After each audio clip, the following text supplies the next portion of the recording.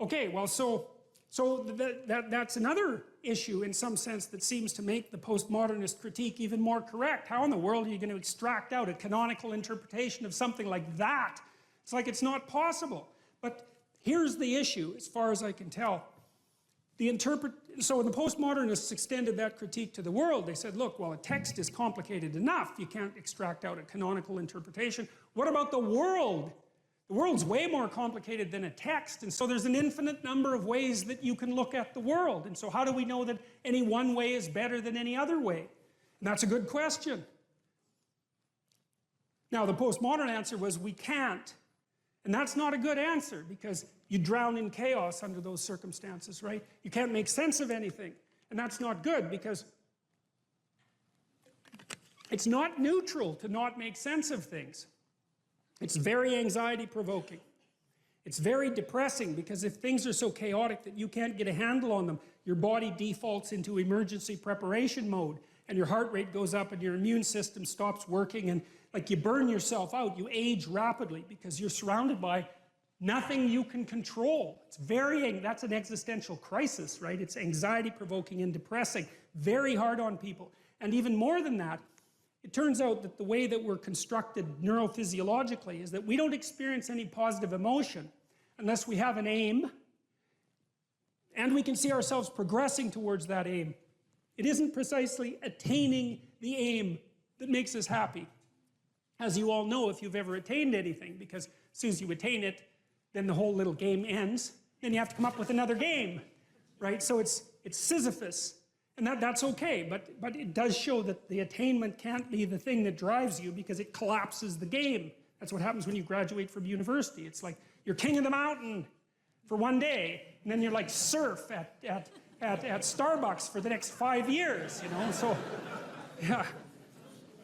So what happens is that human beings are weird creatures, because we're much more activated by having an aim and moving towards it than we are by attainment. And what that means is you have to have an aim, and that means you have to have an interpretation. And it also means that the nobler the aim, that's one way of thinking about it, the better your life.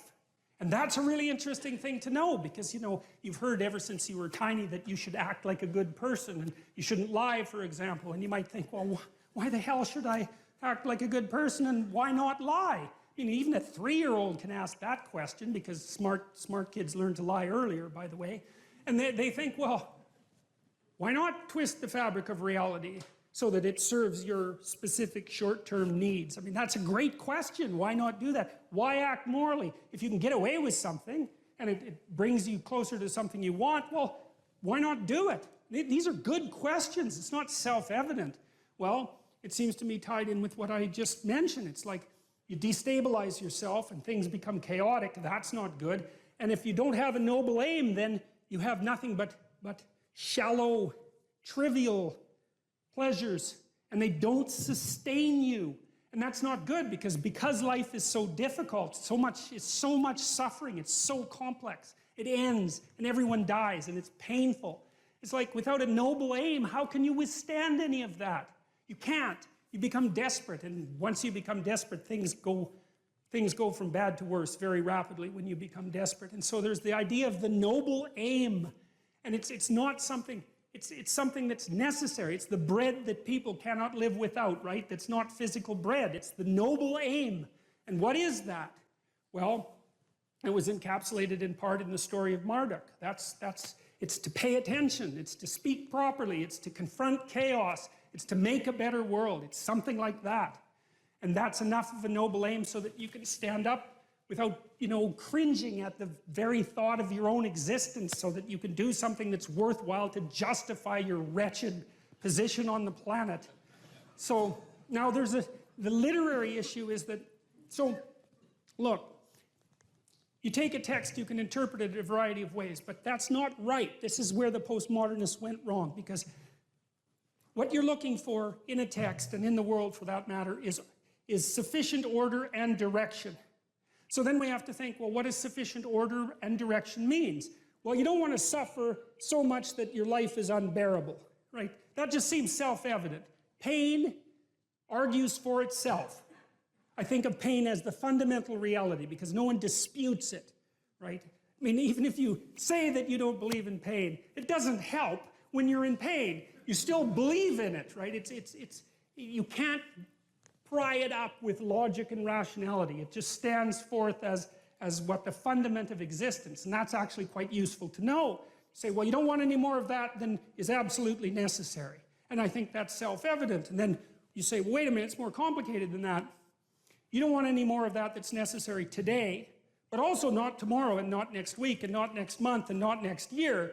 So however you act now, better not compromise how you're going to be in a year, because that would just be counterproductive. That's part of the problem with short-term pleasures, right? It's like act in haste, repent at leisure. Everyone knows exactly what that means. So you have to act in a way that works now and tomorrow and next week and next month and so forth. And so you have to take your future self into account.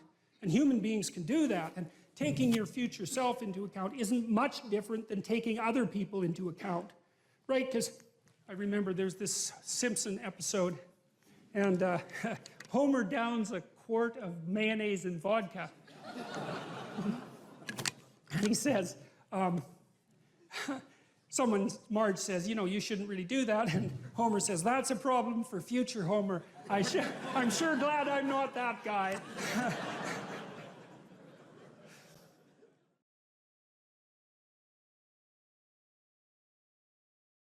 What sort of life would you have to have so that you could bear your suffering nobly? That's a good question to ask yourself.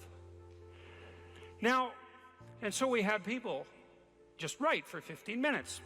If you could have what you wanted and needed, what might that look like? And there's an instruction there too, is do it badly. Because what the hell do you know? And besides, your vision's going to change as you progress through your life. And so you're not going to get it done perfectly, but that's okay. Get it down. Get a rough first draft down, right? A rough approximation of who you could be if you got your act together.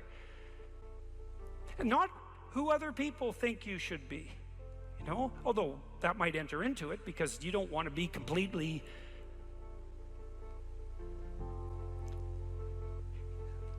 You can't be who you are properly and ignore the fact that you're embedded in a social context. And so you have to take the fact that there are other people into account.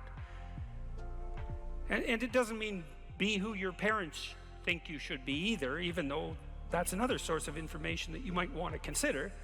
It's a deeper question. It's like, what would actually motivate you? And you might think, well, I could never have that. It's like, that's not the question that's being addressed here. Although I would say, there's no sense floating off into some kind of impossible juvenile fantasy. We're making an assumption that you're taking the question seriously and that you're going to remain within the bounds of what you regard as sanely reasonable. So that's the first part. Second part was the opposite of that. It's like, okay, now you've specified a goal, where the goal is, in some sense, both your character and your life. And you've specified that rather vaguely. You only had 15 minutes to write about it. And that's a good thing, because now you have something to move toward. Now, I could tell you this technically. This is an interesting thing to know. People say they want to be happy. That's not true, by the way. If you investigate what people mean when they say they want to be happy, they say, I just want to be happy. It's a very funny phrase. It's, what do you mean, just? Like, there isn't anything harder than that. So you can't just say just, that's all you want. You just want to be happy all the time. That's all it would take. It's like, good luck with that. That's not going to happen. So you can get rid of the just. And then, I want to be happy. Well, maybe. Actually, what people really mean when they say that is they don't want to suffer and be miserable. So really what they mean is they don't want to experience excess negative emotion. And you can find that out if you carefully question people and carefully analyze the answers. You find out they're actually more concerned about avoiding the catastrophic negative than living in a world of hedonistic delight. Now, you also find that while avoiding the catastrophic tragedy, they wouldn't mind having a little bit of hedonistic delight. And so some happiness is interleaved in there. Then you might ask yourself, to the degree that people do want hedonistic delight when they're being happy, what does happy mean? And you might think, well, happy means getting what you want. Happy is how you feel after Christmas dinner. It's like, no, that's asleep, right? That's content and asleep. Now that's a form of contentment, but it isn't really what people mean when they say that they want to be happy. The happiness that people refer to when they talk about happiness has more to do with enthusiasm. And enthusiasm is an interesting word because it means, it's entheos. It means to be inspired. Inspired is in spirit. It means to be imbued with the Spirit. Well, enthusiastic is to be imbued with the Spirit of God, interestingly enough. And we'll return to that. When do you experience the positive emotion that's associated with happiness? The answer is, not when you've attained a goal, but when you're pursuing one. So you're set up, your positive emotion is associated with movement forward. You could say that your positive emotion is the psychological equivalent of forward movement, just as your negative emotion is the psychological equivalent of freezing or retreating. And so your emotions are very tightly tied to your action. Freeze, retreat, negative. Advance towards a goal, positive. No goal, no positive emotion. Now, if you don't remember anything else from tonight, that's a good thing to remember. No goal, no positive emotion. A corollary of that as well is no goal, confusion. So no goal not only means no positive emotion, it also means confusion, and confusion means anxiety and dread. And so a life without a goal is confusing and hopeless. And that begs the question, what should the goal be? And that's partly what we're trying to establish. You wrote for 15 minutes, you try to develop a vision for your life. Now you have something to move toward. That sets up the precondition for potential positive emotion and happiness. What else do you need to motivate you? Well, how about negative emotion? So what do you do with that? Well, negative emotion can stop you. You might think, well, I'd like to get a better job, but I'm afraid of putting myself out in the job market. I'm afraid of being evaluated. I'm afraid that if I tried something more difficult, I might fail. Then you have your negative emotion opposing you, right? It's anxiety is stopping you. And fair enough, because there are things to be anxious about. But what if you could get your negative emotion behind you, pushing you instead of stopping you? Sometimes in my clinical practice, I would have clients who hated their job. They're laboring under the thumb of a tyrant. And maybe that was partly because they'd turned themselves into slaves, but it didn't matter. They were laboring under the thumb of a tyrant, and they needed to make a move, laterally or up. They needed to make a move. And they were often afraid to, and they had their reasons. They didn't want to contemplate their resumes. They didn't want to open up their CVs. They didn't want to face the inadequacies of their past. They were afraid of being evaluated. They were afraid of being rejected. They didn't know how to negotiate. They didn't know how to conduct themselves in an interview. They're afraid of losing the security they'd already built up. They had their fears, and they were real, and those fears stopped them. But they'd come to me and say, oh my God, you know, I'm so miserable. My life is so miserable, and we'd take that apart. And one of the reasons was because they were laboring under the thumb of a tyrant. And then we'd talk that through, and they'd say, well, I'm afraid to make a change. And I'd say, well, that's okay. That's understandable. How afraid are you of not making a change? Let's make a little vision of that. You're 35, you hate your job. What's the consequence? You're not motivated. You don't want to get out of bed in the morning. You're starting to get depressed. You're getting bitter. You're getting resentful. You're getting cynical. You're amotivated at work. You're not doing a very good job. And you're starting to shrink. Now play that out for 10 years. You don't change it. You don't fix it. And what happens? Well, it's not like it's going to get better of its own accord. What's going to happen to you? Well, for sure, at minimum, what's going to happen to you is you're going to be in the same situation, but 10 years older. And if you can't get out of that situation now, what the hell makes you think you're going to get out of it in 10 years? You're 10 years older, you're 10 years more bitter, you're 10 years more cynical. Maybe by that time your marriage has collapsed because who the hell wants to live with you? You're even more of a slave than you were because you've labored another 10 years under the thumb of the tyrant and stepped backwards every time you were asked to, so you got smaller and smaller as the tyrant got bigger and bigger. It's like, think about that, and that means imagine it. Imagine that, okay? Now that's the situation. You're stuck where you are, but it's 10 years from now. And when I say think of that, I mean imagine that. It's like really play it out. It's like, you know how miserable you are now? You're afraid of making the necessary changes, but you know how miserable you are now. Just imagine how miserable you could be in 10 years.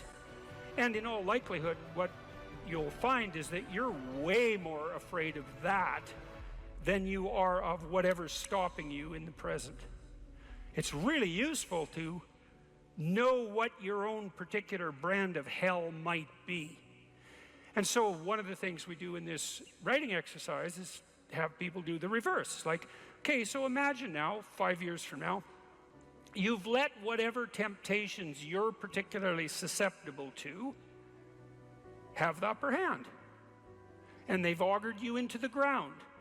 You know, one person's an alcoholic, another person's a criminal, another person's living on the street, someone else is like skirting the edges of prostitution, somebody else is narcissistic and bitter, somebody else is depressed and anxious. You know where you would fall off the edge of the earth if you fell off in whatever direction you're prone to fall off. Everyone knows that, but we avoid that. You know, that's rule 3. Do not hide things in the fog. Is that the rule? Do not hide unwanted things in the fog. Yeah, well, we often won't allow ourselves to imagine the catastrophe that we're pursuing, let's say through inaction. That's a good thing to fix. So now you say, well, you think for 15 minutes, that's not very long, about who you could be and what you could have if you could have what you wanted, if you were who you could be. And then you think about what sort of hell you could produce for yourself if you didn't do that. And that's not a bad polarity. It's like, I'm going to get away from that and I'm going to move towards that. And then you have your negative emotion working for you and your positive emotion working for you. And that's a good gradient, and that's a great gradient emotionally, because as I said, you don't experience positive emotion except in relationship to a goal. And if you've got a nice gradient on your goal pursuit, then that's going to increase the degree to which you feel positive emotion. And positive emotion, by the way, isn't just about being happy. That's the most trivial part of it in some sense. Positive emotion allows you to focus. It's the soul of concentration. It's the essence of enthusiastic motivation. When you say, I really want to do that, that statement is predicated on the existence of positive emotion. It's the fact that the goal beckons to you that makes you say, I want to do that. And you know how much easier it is to do something you want to do than to do something you don't want to do. And that ease is actually a consequence of the activation of the system that governs positive emotion. And you might ask yourself, well, how powerful a system is that? And I would say, well, almost all of the drugs of abuse that people are most prone to abusing are abused because they activate the positive emotion system. So cocaine, methamphetamine, heroin is also a painkiller, but it has a psychomotor stimulant element. That's the technical term for the pharmacological effect of pharmacological agents on the positive emotion system. Psychomotor stimulation, psychomotor because it's associated with movement forward. And cocaine is such a powerful drug because it makes you feel like you're doing something worthwhile. That's the system it hyperactivates.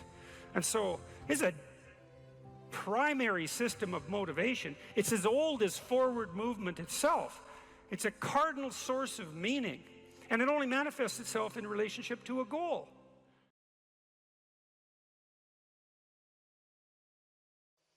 If you were properly oriented in life, if your spirit was in order, you'd aim at the highest thing that you could possibly imagine,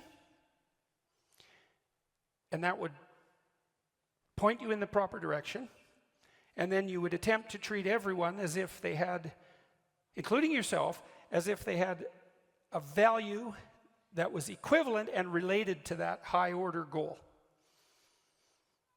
And that's right. Like, why would you aim at anything other than the highest good you could imagine? It's like, why bother? Almost by definition. If you're going to aim, you might as well aim at what's good. If you're going to aim at what's good, you might as well aim at what's best. And maybe if you aimed at what was best and you managed to progress towards that, it would even be better if you could take everybody along for the ride. And even if you're too cynical and bitter and faithless and nihilistic to think that's a good idea, you can at least see the logic in it and the utility in it, the beauty in it. I'll give you another example. In the story of Exodus, there's a scene before Moses is called on by God to act as a leader of his people. And it's very interesting because the story lays out how you become a leader, like an actual leader, not a tyrant, not someone who's manipulating, not someone who's out for himself, but an actual leader. And that's a very difficult thing to get right. So in this scene, Moses is out walking along a path and minding his own business, and something sort of glimmers and gleams and glistens in the periphery of his vision, and he takes the time to deviate from his path and to investigate it. Now that's worth thinking about, because it means something like this. You're going about your business, and something captures your attention, something captures your interest. And that's an interesting way of thinking about it too. Something captures your interest. And that's sort of how what's interesting makes itself manifest. You can't exactly choose what you're interested in. It sort of chooses you. And then you can decide whether or not you're going to pursue it or not, or ignore it, and you can decide how seriously you're going to pursue it. But you know perfectly well, you know this from being in school, even if you know you should study for a test, if you're not interested in the subject, it's virtually impossible. You can beat yourself with a stick and you can force yourself to do it, but you're going to fight yourself, and you're probably not going to do that great a job. Depends to some degree on your discipline. Whereas if you're interested in it, it captures your attention, and then you pursue it, it's no problem. You enjoy it, like it engrosses you, and it's much easier to learn and to remember. And that's a real mystery, right? I mean, that's the sort of mystery that if you think about with any degree of seriousness, shows you how the world is constructed in a manner that's unlike what you might think. That things call to you. People often wonder how they should decide what to do with their life. And one answer to that is, well, you should see what interests you. You should pay attention to that. And there's kind of two parts to that, because things that interest you, they come in two flavors. One is positive. You're interested and engrossed. There's something you love, some opportunity that beckons, some doors that open, and you can see them, and you're eager and enthusiastic to move in that direction.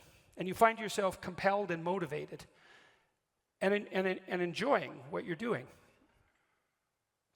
And then there's problems that interest you, and that's more negative. You'll have something that's bothering you, obsessing you, that you can't get rid of, some problem that is paramount. It might be personal, it might be conceptual, it might be political. It's the axe you're inclined to grind. And it's kind of arbitrary too, because there's a million things in the world you could be worried about that could bother you, that could make themselves manifest as problems, but there's a small subset that are apparently your problem. And people will ask you, your wife will ask you, what's your problem? And that's a good question. What is your problem? And you might think, well, I don't want to have any problems. It's like, well, good luck with that, first of all. And second, it's not so obvious that you'd rather not have any problems because, well, then what would you do? And that's an interesting way to think about your problems, is that if they're your problems, maybe what you have to do is solve them. And you might think, well, I don't know how. It's like, yeah, if you knew how, it wouldn't be a problem. Right, so you have to sort yourself out to solve the problem. You'd have to learn way more than you know to solve the problem. You'd have to become way more than you are to be the person who could address that problem. But then you could see if addressing the problem calls you to be the person that you could be, well, then the problem is an opportunity too. And so then you might think, well, destiny calls to you in the form of opportunities that beckon and problems that compel. And you could take those problems on as your obligation and responsibility, and you could pursue your interests with some degree of seriousness, and who the hell knows where you'd end up. Well, the Exodus story tells you. Moses goes off the path to pay attention to this phenomenon that captures his interest. Phenomenon, the word is from a Greek word, phanisthai, which means to shine forth. And things do that in the world all the time. They capture your attention. That's what happens when you fall in love. Something shines forth. You don't choose that. It happens to you, weirdly enough. What happens to you? Well, who knows? And who knows what's behind it? It's not random. That doesn't mean it's comprehensible. So Moses goes and checks out this phenomenon, and he approaches it, and as he gets closer, he can see that it's a living form. It's a bush. It's a tree.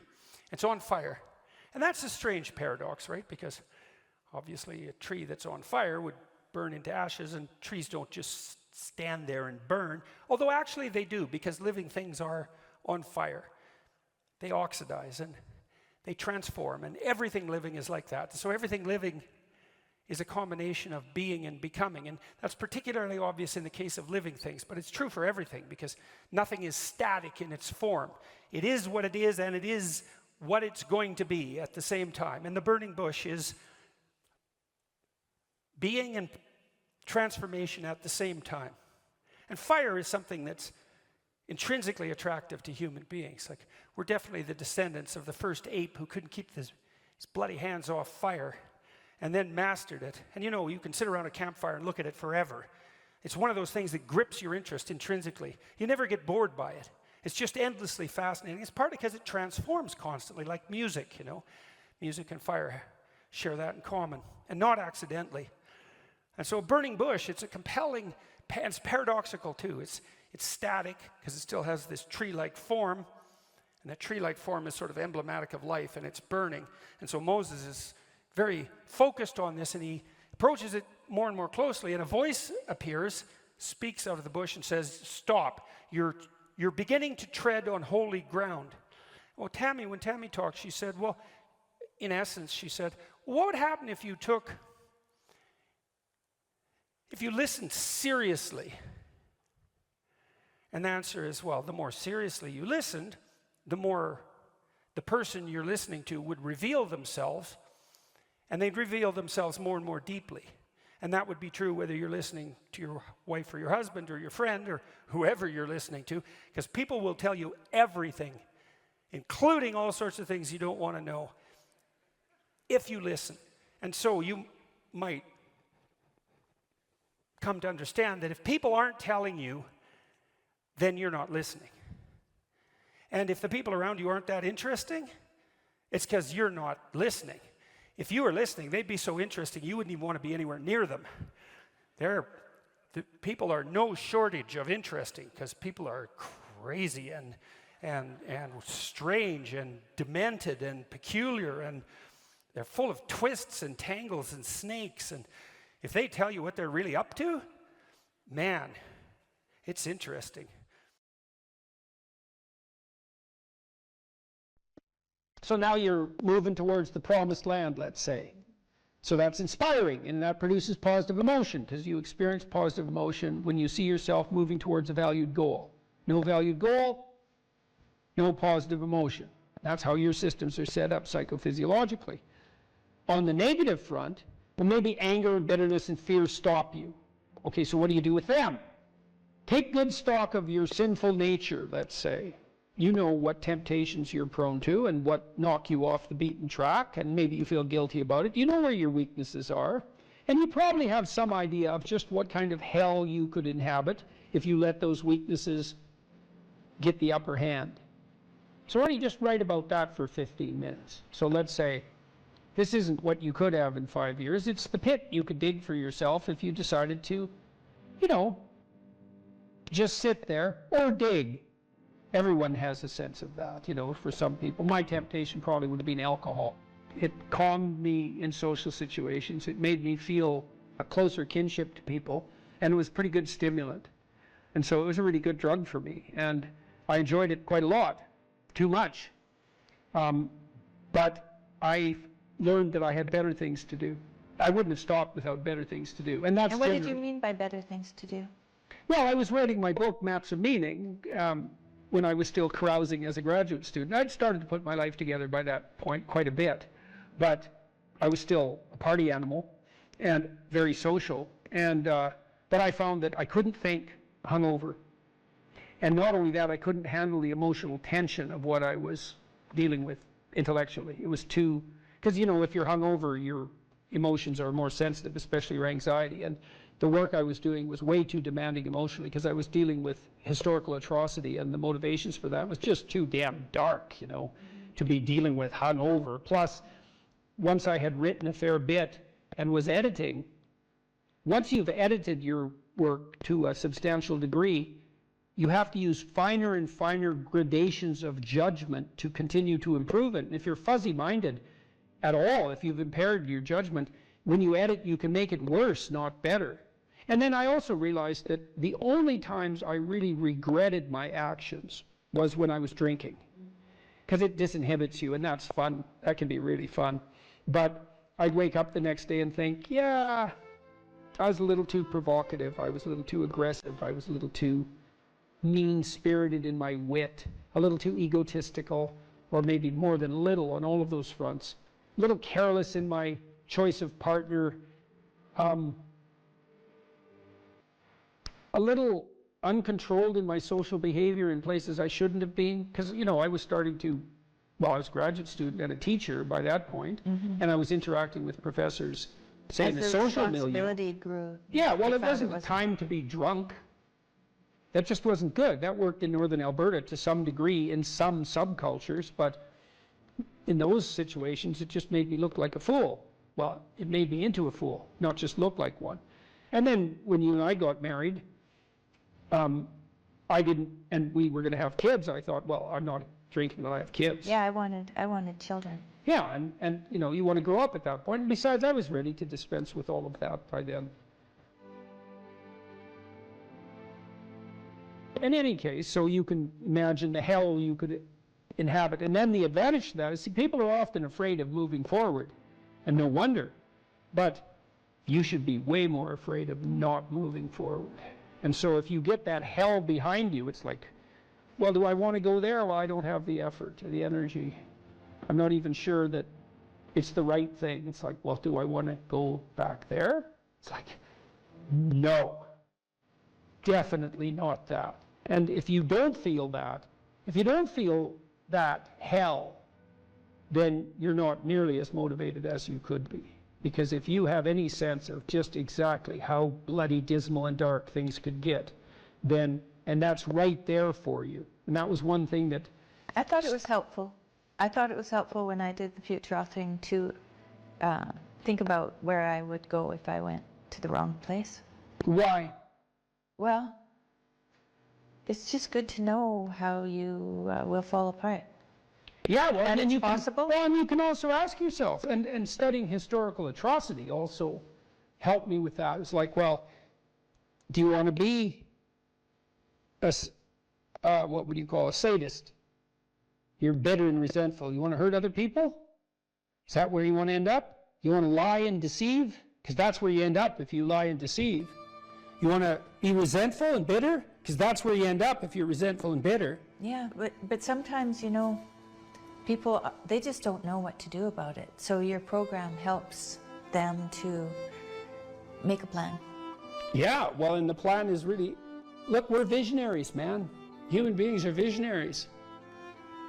Really. Well, I found when I did the self-authoring, the 15 minutes of writing that I did, the dreaming I did, Yeah. when I wrote about my future and just dreamed of what it could be like if it was just what I wanted. Yeah.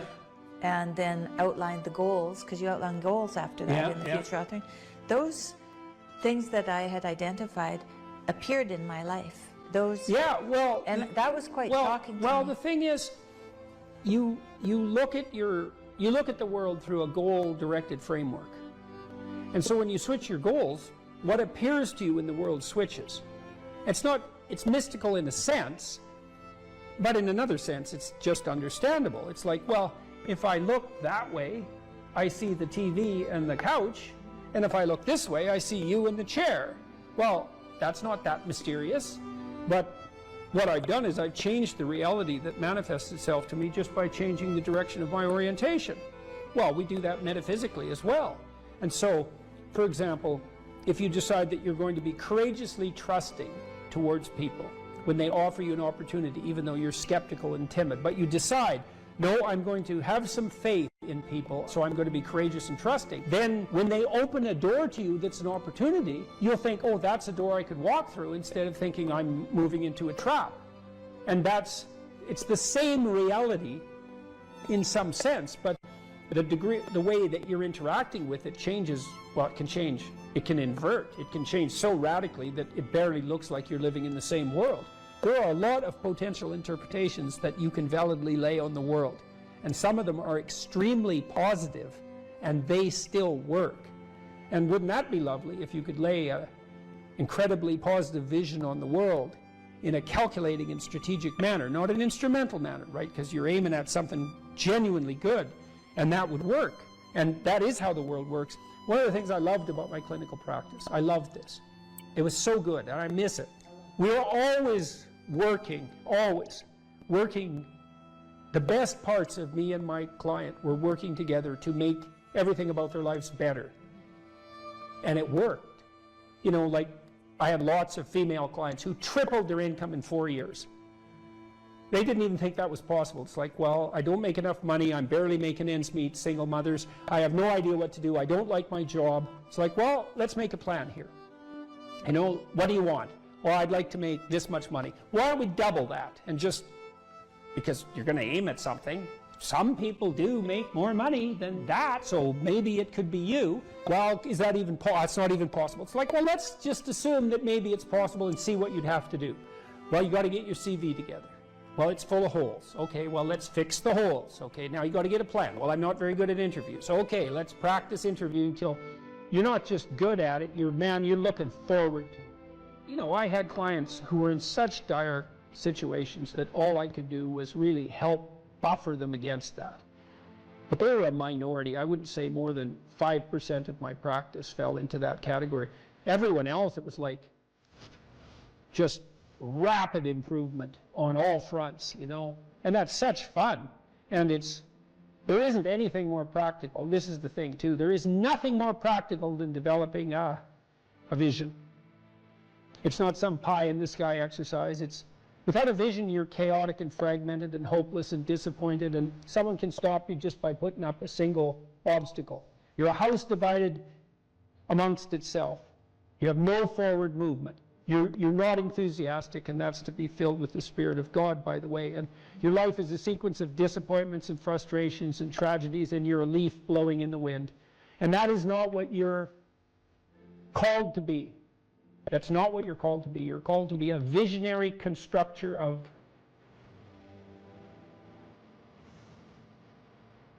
the paradise of vision. Mm-hmm. Really, that's who you are. Terrible as that is to apprehend. And so, Well, what do we have to lose? we already will lose everything we have to lose. Yeah. Right? We're all in this game, man. So there's Whether you want it to be this way or not, you are betting everything on your life.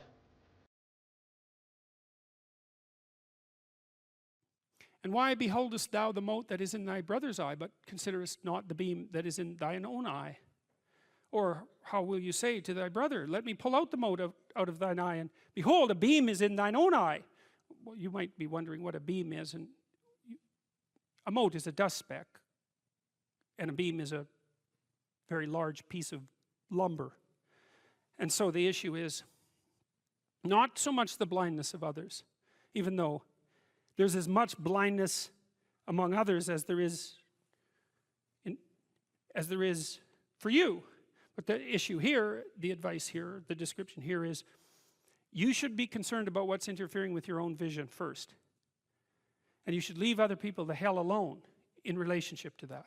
And so if your mode of being in the world is, if you would just act better, things would improve for me, or if you identify the evil and the catastrophe as something that's outside, that someone else needs to fix, or that someone else is responsible for, then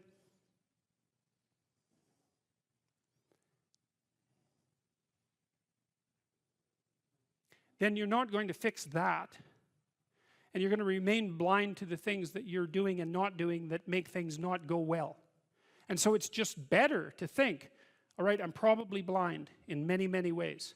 And maybe there are some ways that I could rectify that, because it's highly probable that you're blind in all sorts of ways. I mean, in fact, it's virtually certain.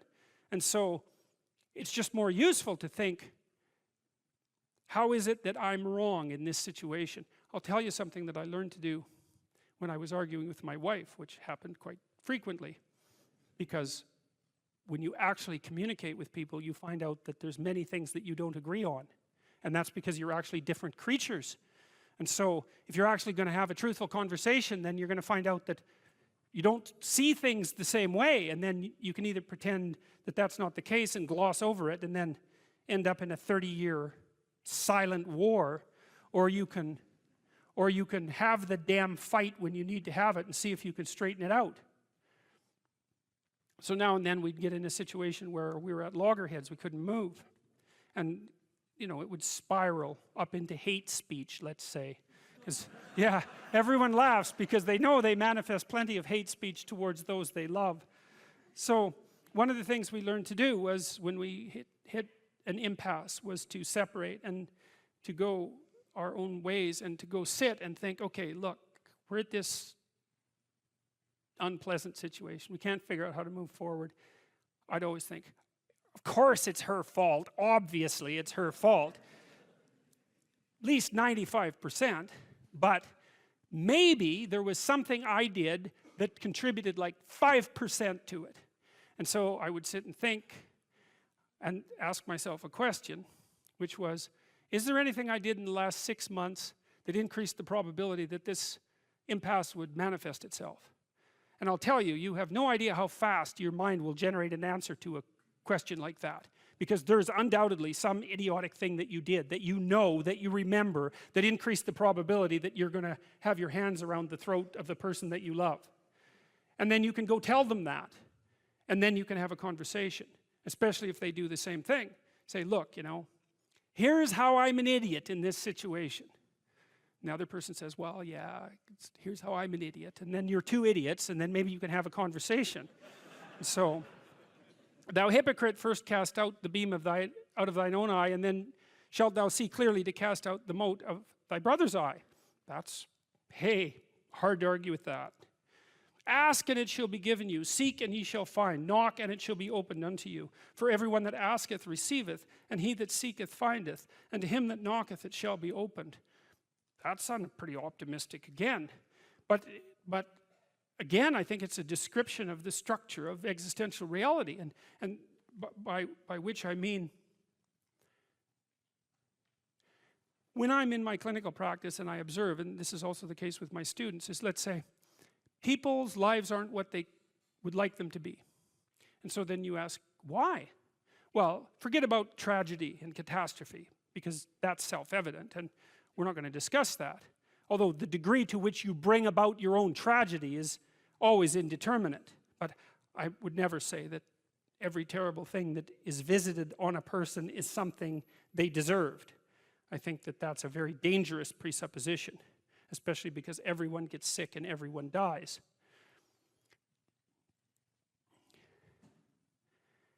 But one of the main reasons that people don't get what they want is because they don't actually figure out what it is. And the probability that you're going to get what would be good for you, let's say, which would even be better than what you want, right? Because, you know, you might be wrong about what you want easily. But maybe you could get what would really be good for you. Well, why don't you? Well, because you don't try. You don't think, okay, here's what I would like if I could have it. And I don't mean in a way that you manipulate the world to force it to deliver you goods for status or something like that. That isn't what I mean. I mean something like, imagine that you were taking care of yourself like you were someone you actually cared for. And then you thought, okay, I'm caring for this person. I would like things to go as well for them as possible. What would their life have to be like in order for that to be the case? Well, people don't do that. They don't sit down and think, all right, you know, let's figure it out. You've got a life. It's hard, obviously. It's like 3 years from now, you can have what you need. You've got to be careful about it. You can't have everything. You can have what would be good for you, but you have to figure out what it is, and then you have to aim at it. Well, my experience with people has been is, if they figure out what it is that would be good for them, and then they aim at it, then they get it. And it's strange because they don't it's a strange thing. It's not quite that simple because, you know, you may formulate an idea about what would be good for you, and then you take 10 steps towards that, and you find out that your formulation was a bit off, and so you have to reformulate your goal. You know, so you're kind of going like this as you move towards the goal. But a huge part of the reason that people fail is because they don't ever set up the criteria for success. And so, since success is a very narrow line and very unlikely, the probability that you're going to stumble on it randomly is 0. And so there's a proposition here, and the proposition is, if you actually want something, you can have it.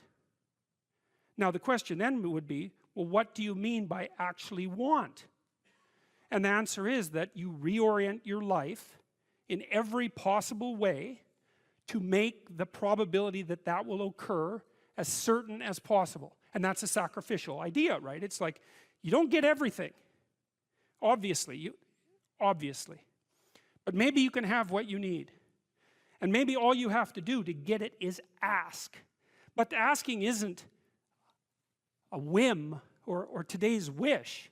It's like, you have to be deadly serious about it. You have to think, okay, like, I'm taking stock of myself. And if I was going to live properly in the world, and I was going to set myself up such that being would justify itself in my estimation, and I don't mean as a harsh judge, exactly what is it that I would aim at? Well, one of the things I've found is that, in test of this theory, let's say, you could try this. This is a form of prayer, knocking. Sit on your bed one day and ask yourself, what remarkably stupid things am I doing on a regular basis to absolutely screw up my life? And if you actually ask that question, but you have to want to know the answer, right? Because that's actually what asking the question means. It doesn't mean just mouthing the words. It means you have to decide that you want to know.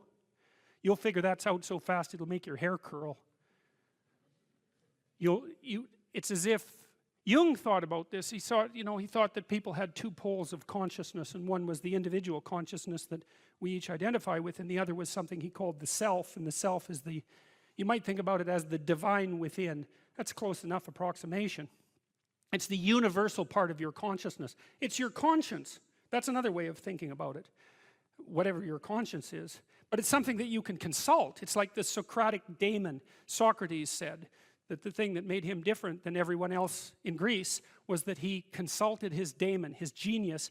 He asked himself how it was that he should conduct himself in the world, and then he did that, whatever it was. He didn't try to force a solution, he didn't try to force a solution selfishly. He asked, I'm going to manifest myself in the best possible manner in the world. I would like to do that. What would that be? Well, you're perfectly capable of thinking. God only knows how. You're perfectly capable of immense feats of imagination and dream and fantasy. It's God only knows how you do all of that. What would happen if you consulted yourself about the best possible outcome for you? You might get an answer. Well, that's what this proposition is. It's very helpful for people to hear that they should make themselves competent and dangerous and take their proper place in the world. Competent and dangerous? Why dangerous? Because it's the alternative to being weak. And weak is not good. The people who shoot up the high schools, they're weak. They're weak. How is it good to be dangerous? Because it makes you formidable. And life is a very difficult process. You're not prepared for it unless you have the capacity to be dangerous. That doesn't mean that you should be cruel. It doesn't mean any of that. There's a statement in the New Testament, the meek shall inherit the earth. But the meek isn't well translated. It means something more like those who have swords and know how to use them but keep them sheathed will inherit the world. That's a way better way of thinking about it. You have to be powerful and formidable and then peaceful, in that order. And that's not the same as being naive and weak and harmless, which is what young men are being encouraged to be. It's like, that's a very bad idea. It's a very bad idea. Because naive, weak, and harmless means that you can't withstand the tragedies of life. You can't bear any responsibility. You'll end up bitter. And when you get bitter, then you get dangerous. But one thing I'm not getting, there's a big difference between letting people do something for themselves and saying men should be dangerous. By dangerous, that implies I should be ready to threaten someone, to hurt somebody. No, you should be capable of it. But that doesn't mean you should use it. There's nothing to you otherwise. Like if you're not a formidable force, there's no morality in your self-control. If you're incapable of violence, not being violent isn't a virtue. People who teach martial arts know this full well, right? If you learn a martial art, you learn to be dangerous, but simultaneously you learn to control it. Both of those come together. And the combination of that capacity for danger and the capacity for control is what brings about the virtue. Otherwise you confuse weakness with moral virtue. I'm harmless, therefore I'm good. It's like, no, that isn't how it works. That isn't how it works at all. If you're harmless, you're just weak. And if you're weak, you're not going to be good. You can't be, because it takes strength to be good. It's very difficult to be good. People are afraid of the truth because often if you reveal it, it causes conflict in the moment. Telling the truth is definitely an adventure. Seeking for sure, but also telling. Another way of going about it is to just say what you think and see what happens. That's an adventure, because you don't know what the outcome is going to be. So look, there's this old idea that it's necessary to have faith in the truth. And so here's a way of thinking about that. Someone asks you a question and you might think, well, here's the outcome I want, and so here's how I'm going to answer that question. So that's one way of approaching it. But another way of approaching it is, you ask me a question, I'm going to think about the answer, and I'm just going to tell you what I think. And it doesn't matter what the outcome is, because I'm willing to see what the outcome will be, predicated on the idea that there isn't a better outcome than the one that truth produces. Even if it's harsh and terrible in the short term, and sometimes it is, it's like there isn't a better way of doing it. Now, you might say, well, how do you know that? And the answer is, well, I don't know that. That's why it's an article of faith, because I believe, and I believe this deeply, the being that you produce as a consequence of telling the truth is good, by definition, even though it's harsh and often uncomfortable, because you get in trouble. One of the things that I've really learned recently, or learned to articulate better, is that there's a very tight relationship between aspiration and responsibility. The first question might be, do you need to aspire to something? And the answer is, well, yes, because you have to do something. If you just sit there, you'll die. You can't just sit there. You have to go act out in the world. Okay, so act towards what? Well, that's whatever your aspiration is. You have to have an aim. Okay, well, what should the aim be? Well, it should be something worth doing, let's say. Why do something that you don't feel is worth doing? What do you think's worth doing? Well, if you watch other people and you judge when they're doing something worthwhile, you usually judge them positively if you see that they're taking responsibility, at least for themselves. But do you want to be completely useless so other people have to take care of you? That's pretty pathetic. And maybe you could get your act together so you're taking care of yourself and your family. And maybe you could even do better than that and take care of yourself and your family and your community. Well, good for you. That's responsibility, and that's an aim. Well, here's one of the things that's cool about that, is that your life doesn't have meaning without aspiration or an aim. Okay, so you need a hierarchy of values. There's got to be something at the top. It's got to be something important. If you don't have that, your life doesn't have any meaning. So if you criticize the hierarchy, or even the idea of hierarchy, you destroy the idea of aspiration, and then people have nothing. Well, that's not helpful. People are built for a struggle and they're built for a weight, and you want to take on a heavy burden voluntarily. See if you can put yourself together. See what you can do out in the world while you're waiting to die. It's an all-in game. It better be worthwhile. You need a family, you need friends. Like, you don't need to have all these things, but you better have most of them. Family, friends, career, educational goals, plans for, time outside of work, attention to your mental and physical health, etc. That's what life is about. And if you don't have any of those things, well, then all you've got left is misery and suffering. So that's a bad deal for you. So, number one, specify your damn goals, because how are you going to hit something if you don't know what it is? That isn't going to happen. And often people won't specify their goals too, because they don't like to specify conditions for failure. So if you keep yourself all vague and foggy, which is real easy, because that's just a matter of not doing as well, then you don't know when you fail. And people might say, well, I really don't want to know when I fail because that's painful, so I'll keep myself blind about when I fail. That's fine, except you'll fail all the time then. You just won't know it until you've failed so badly that you're done. And that can easily happen by the time you're 40. You would like to be productive and have a good life. And that's how you make the schedule. It's like, and then you look at the day and you think, well, if I had that day, that'd be good. Great, and you're useless and horrible, so you'll probably only hit it with about 70% accuracy, but that beats the hell out of 0, right? And if you hit it even with 50% accuracy, another rule is, well, aim for 51% the next week, or 50.5% for God's sake, because you're going to hit that position where things start to loop back positively and spiral you upward. So that's one way that you can work on your conscientiousness, is to plan a life you'd like to have. And you do that partly by referring to social norms. That's more or less rescuing your father from the belly of the whale. But the other way you do that is by having a little conversation with yourself about, as if you don't really know who you are, because you know what you're like. You won't do what you're told. You won't do what you tell yourself to do. You must have noticed that. It's like you're a bad employee and a worse boss, and both of those work for you. You don't know what you want to do, and then when you tell yourself what to do, you don't do it anyways. But, my point is that you have to understand that you're not your own servant, so to speak. You're someone that you have to negotiate with. And you're someone that you want to present the opportunity of having a good life to. And that's hard for people, because they don't like themselves very much. They're always like cracking the whip and then procrastinating, and cracking the whip and then procrastinating. And it's like, God, it's so boring and such a pathetic way of spending your time. And you know what that's like, because you probably waste like 6 hours a day. What you do now is going to multiply its effects in the future. And you need to know what your damn time is worth. One of the things you should be asking yourself is, when you spend an hour, was that, well, would have I paid someone $50 to have had that hour? And if the answer is no, it's like, well, maybe you should do something else with your time. And it depends on whether or not you think that your time's worthwhile. But the funny thing about not assuming that is, if you assume your time isn't worthwhile, what happens is you don't just sit around sort of randomly in a state of responsibility-less bliss. What you do is you suffer existentially. Someone who is incapable of cruelty is a higher moral being than someone who is capable of cruelty. And I would say, and this follows Jung as well, that that's incorrect, and it's dangerously incorrect, because if you are not capable of cruelty, you are absolutely a victim to anyone who is. And so part of the reason that people go watch anti-heroes and villains is because there's a part of them crying out for the incorporation of the monster within them, which is what gives them strength of character and self-respect, because it's impossible to respect yourself until you grow teeth.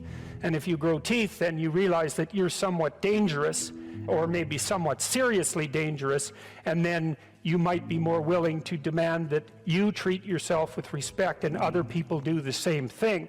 And so that doesn't mean that being cruel is better than not being cruel. What it means is that being able to be cruel and then not being cruel is better than not being able to be cruel. Because in the first case, you're nothing but weak and naive. And in the second case, you're dangerous, but you have it under control. And a lot of martial arts concentrate on exactly that as part of their philosophy of training. It's like, we're not training you to fight. We're training you to be peaceful and awake and avoid fights. But if you happen to have to get in one, And I guess the philosophy also is that if you're competent at fighting, that actually decreases the probability that you're going to have to fight, because when someone pushes you, you'll be able to respond with confidence, and with any luck, and this is certainly the case with bullies, with any luck, a reasonable show of confidence, which is very much equivalent to a show of dominance, is going to be enough to make the bully back off. And so the strength that you develop in your monstrousness is actually the best guarantee of peace. And that's partly why Jung believed that it was necessary for people to integrate their shadow. And he said that was a terrible thing for people to attempt, because the human shadow, which is all those things about yourself that you don't want to realize, reaches all the way to hell. And what he meant by that was, it's through an analysis of your own shadow that you can come to understand why other people are capable, and you as well, of the sorts of terrible atrocities that characterized, let's say, the 20th century. And without that understanding, there's no possibility of bringing it under control.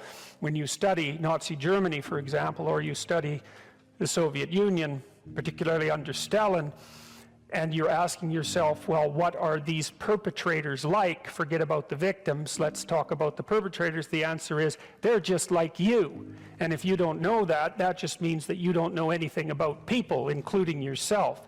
And then it also means that you have to discover why they're just like you. And believe me, that's no picnic.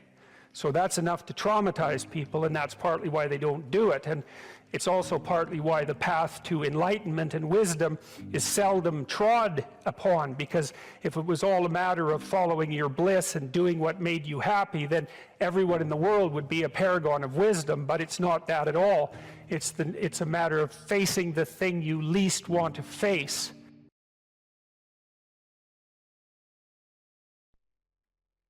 Don't underestimate the power of truth. There's nothing more powerful. Now, in order to speak what you might regard as the truth, you have to let go of the outcome. You have to think, all right, I'm going to say what I think, stupid as I am, biased as I am, ignorant as I am. I'm going to state what I think as clearly as I can, and I'm going to live with the consequences no matter what they are. That's an element of faith. The idea is that nothing brings a better world into being than the stated truth. Now, you might have to pay a price for that, but that's fine. You're going to pay a price for every bloody thing you do and everything you don't do. You don't get to choose to not pay a price. You get to choose which poison you're going to take. That's it. So if you're going to stand up for something, stand up for your truth. It'll shape you, because people will respond and object and tell you why you're a fool and a biased moron and why you're ignorant. And then if you listen to them, you'll be just that much less like that the next time you say something. And if you do that for 5 years, you'll be so damn tough and articulate and able to communicate and withstand pressure that you won't even recognize yourself. And then you'll be a force to contend with. It is not safe to speak, and it never will be. But the thing you've got to keep in mind is that it's even less safe not to speak. Right? It's a balance of risks. It's like you want to pay the price for being who you are and stating your mode of being in the world, or do you want to pay the price for being a bloody serf, one that's enslaved him or herself? Well, that's a major price, man. That thing unfolds over decades, and you'll just be a miserable worm at the end of about 20 years of that, right? No self-respect, no power, no ability to voice your opinions, nothing left but resentment because everyone's against you, because of course you've never stood up for yourself. It's like, say what you think carefully, pay attention to your words. The price is, it's a price you want to pay if you are willing to believe that truth is the cornerstone of society. And in the most real sense, if you're willing to take that leap, then tell the truth and see what happens. And nothing better could possibly happen to you. There'll be ups and downs, and there'll be pushback, and there'll be controversy and all of that, but it doesn't matter. It's like, wake up, tell the truth, or at least don't lie. If that's a start, you know 1,000 people. You're going to know more than that over the course of your life, but let's say 1,000 for the sake of argument for now. They know 1,000 people. That means that you're one person away from 1,000,000 people and 2 persons away from 1,000,000,000 people. And you're the center of that network. And now the way networks work is that information propagates in a network manner. So don't underestimate the power of your speech. So that people have an inchoate longing to have the sort of thing that we're talking about articulated. And so don't be thinking you're alone. It's just that people can't talk, they're afraid to talk, or they don't know what to say. And those are real problems. So if you're reasonably articulate, like, start talking and sharpen yourself up. I mean, the enemy is a cloud. They're a cloud of gnats. They're only courageous in groups. They're only courageous in mobs. If you stand your ground and don't apologize and articulate things properly, they'll disperse around you like they're not even there. So most of it's illusion. So don't be afraid, but be afraid of the right thing. And the right thing you should be afraid of is not saying what you say, because that's the same as not being. And here you are, suffering away. You might as well be at the same time. At least then there's something to you. Where do you find the hope and the strength to continue to fight, or for those who are listening, to get the motivation to stand up and say what's on their mind? Well, people have to have a dialogue with their own conscience. You know, if you don't, imagine that you get upset with something when you recognize an obstacle in your path, and then imagine that you need a path and that you've chosen reasonably wisely, let's say, not perfectly, but reasonably wisely. An obstacle arises, you're frustrated, disappointed, ashamed, afraid. Well, you have something to do to clear out the obstacle. You have something to say. Well, then you don't clear out the obstacle because you're afraid to speak, or you're unwilling to speak. You want to defer the conflict because you hope it will go away. All that'll happen is that the obstacles will pile up. But then your life will be nothing but obstacles. Well, you need to know that. You have to ask yourself if you believe that's true. If it's true, then you don't want to remain silent. Imagine too that as you remain silent, you get smaller because you're not manifesting the courage necessary to live by your own standards. And the problem gets bigger. Well, if you're not going to speak now, what makes you think you're going to be more prepared in the future? You won't. Why is that going to happen? When does that ever happen? Well, I can't believe we're talking about school. People who say, just stay quiet in school, just get the grade. That's paying wrong. them. That's wrong. That's right. You're paying them. You don't have the courage when you're paying. When somebody's paying you and they're doing something at work and they want you to play along, you think you're going to have courage then? I mean, you've got to face it I tell as my it students happens. all the time to never write something they didn't believe to be true. And I know this as a psychologist too. You know, you might think I can get away with writing out something I don't believe for the grade and all, but there are studies of this sort of phenomenon. So imagine you have a viewpoint, and I measure that with a political attitudes questionnaire. Okay, maybe it's a viewpoint. What do we take? You're anti-immigration, just for the sake of argument. And then I ask you to write out a 500-word pro-immigration essay. And then a week later, I give you the political questionnaire again. Now, I'm going to bury it in a bunch of other questionnaires, so you don't know what I'm measuring. Okay, your belief has tilted way towards the argument that you've made, even though you don't know it. So, and it's because most of your beliefs are actually rather shallow in terms of their explicit formulation. You think you believe something, but it's pretty shallow. It's just an assumption. Now, you might act on it and all of that, but it's not well differentiated and articulated. Now, if you take one of your assumptions and you write a counterexample, you're going to articulate that. Well, then that's going to move you. And so if you think that you can write an essay that you don't believe and you'll remain unscathed by that, well, you're wrong. You won't. And if you do it 20 times, you will turn into what you wrote. That's what will happen. And it's an absolute sin in my estimation. I mean that specifically for anyone who attends university to write what they do not believe to be true. It's certainly a sin for anyone to encourage them to do that. Now, you can do that as an exercise. You can ask people to delineate out an argument that runs contrary to their viewpoint. That can be part of the reasonable process of learning. Correct. That is not the same thing as doing it for deceptive purposes to manipulate your professor because you're too cowardly to formulate your arguments properly. I talked to two of Canada's most outstanding people in the last 2 weeks, Conrad Black, who ran a huge newspaper empire, and Rex Murphy, who's probably Canada's best known journalist personality, because he's both. He's a great journalist, but he's a personality as well. And they remembered their university education. Jocko Willink as well. He's not a Canadian, but he had the same kind of memory. They talked about their education in the humanities, mostly concentrating on English literature, and described it with tremendous fondness as a turning point in their life, as an opening up of the world of knowledge to their youthful eyes, right? Very, very fondly. Contrasted that with Yeonmi Park, who was an escapee from North Korea, very brave woman who was then enslaved in China, had a life that was just sheer hell, and spent a good part of the interview telling me how much better her life was than the lives of many people she knew. She wrote a book called In Order to Live, but the book stopped at the year 2015, so I asked her what she did. She went to Columbia, took a humanities degree, which was a dream of hers. After finishing her entire education in 1 year, her education prior to university. Cow. Right, exactly. Then she went to a South Korean university for 3 years. They're hard to get into. And then she went to Columbia. I said, what was it like going to Columbia?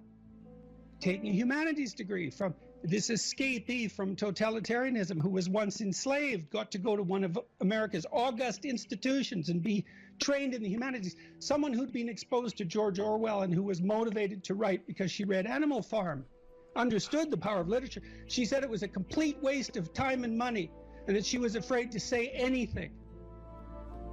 Wow. Yeah, wow. It's a hell of a thing to hear when you're a university professor.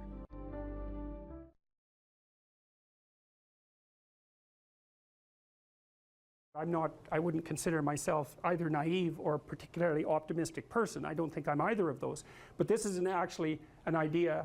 This is one of the only ideas that I've ever found that I really believe to be rock solid. I actually think that it's true. And it's very optimistic, because it says you can use your sense of meaning to calibrate your progress through life. But there's rules. You have to aim at the highest possible good that you can conceive.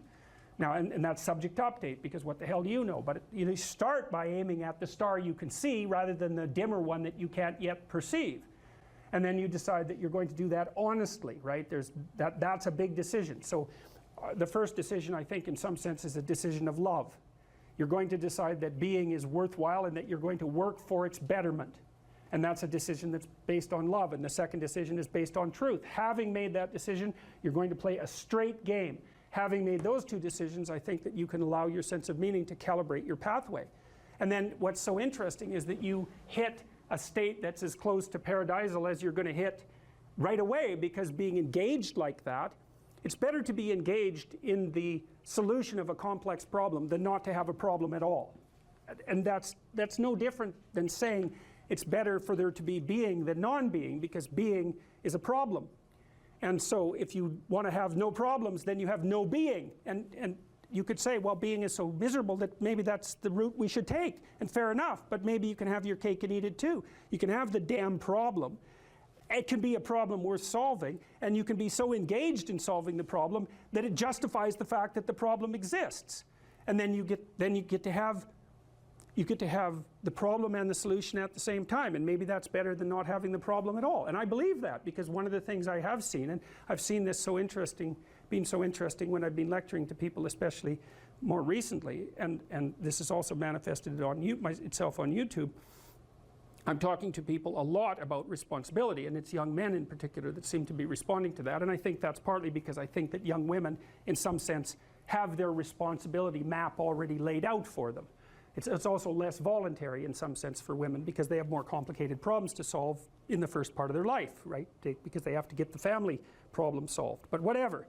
I've been talking in a very delineated manner about responsibility, which is a strange thing to sell to people, but responsibility is what gives your life meaning. And so then you might say, well, then take on ultimate responsibility. And what happens?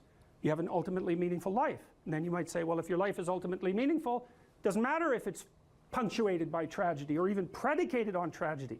It's worth it. And I think that's true. And everything I've seen indicates to me that's true. Every time I get my clients to take on more responsibility, And it isn't an injunction. You're a bad person, you should take on responsibility. It has nothing to do with that. You can define the damn responsibility. It isn't something that someone else should impose on you. It's not a matter of doing what you should do in some abstract manner. It's not that. It's the choice of what game you're going to play.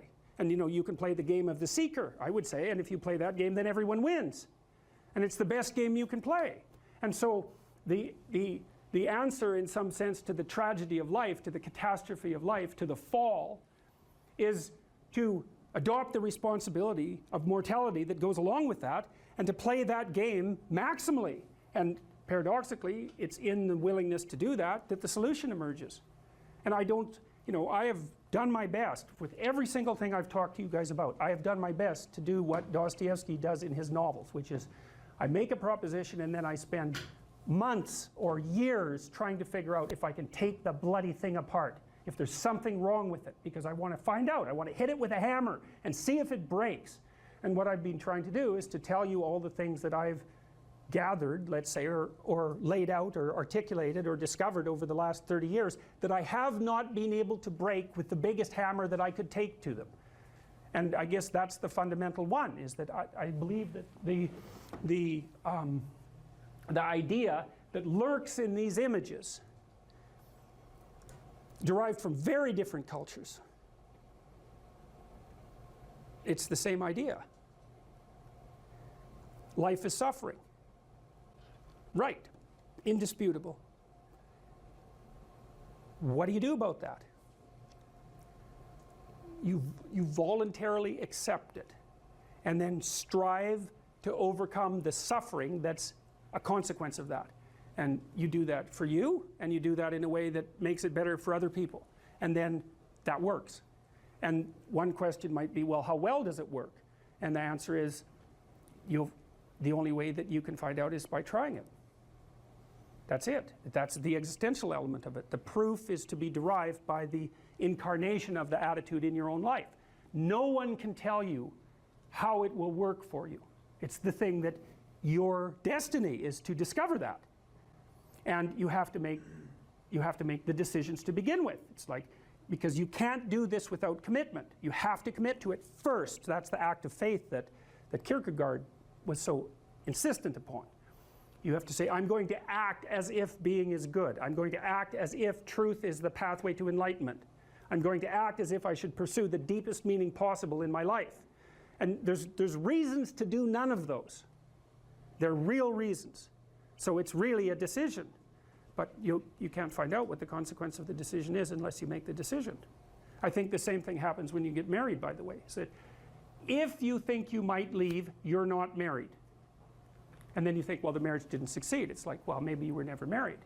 Because the rule is, you don't get to leave. And there's a reason for that rule.